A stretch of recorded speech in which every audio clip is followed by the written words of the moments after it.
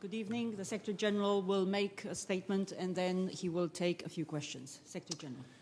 Good evening. We have just met in the North Atlantic Council and the NATO-Ukraine Commission to discuss the events unfolding in Ukraine. NATO allies have agreed a statement which sets out our position. We condemn Russia's military escalation in Crimea. We express our grave concern regarding the authorization by the Russian Parliament of the use of the armed forces of the Russian Federation on the territory of Ukraine. Military action against Ukraine by forces of the Russian Federation is a breach of international law. It contravenes the principles of the NATO-Russia Council and the Partnership for Peace. Russia must respect its obligations under the United Nations Charter and the spirit and principles of the Organization for Security and Cooperation in Europe, on which peace and stability in Europe rest. We call on Russia to de-escalate tensions. We call upon Russia to honor all its international commitments, to withdraw its forces to its bases, and to refrain from any interference elsewhere in Ukraine.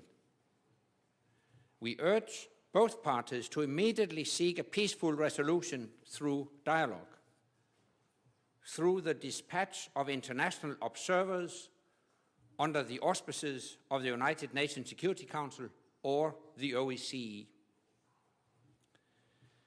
We emphasize the importance of an inclusive political process in Ukraine based on democratic values, respect for human rights, minorities, and the rule of law, which fulfills the democratic aspirations of the entire Ukrainian people.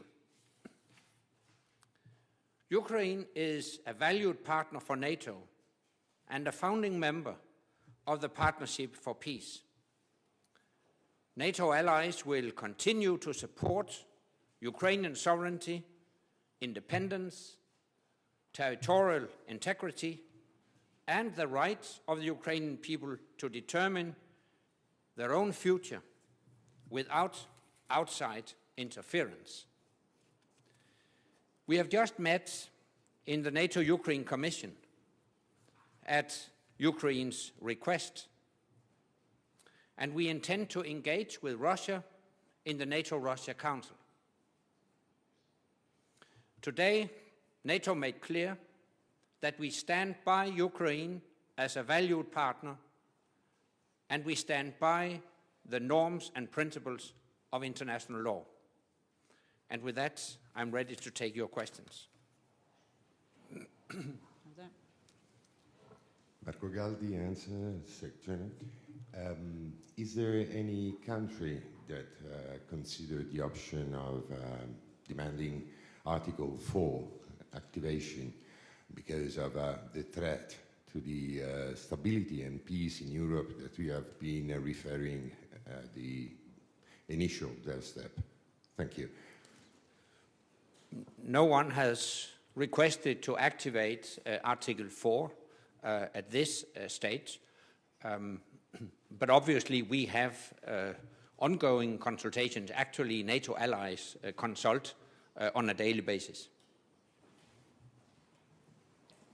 What does it mean you're going to engage in the NATO-Russia Council? Did you call for one, and do you expect the Russians to answer the call? How do you characterize in this moment the quality of the relations with Russia?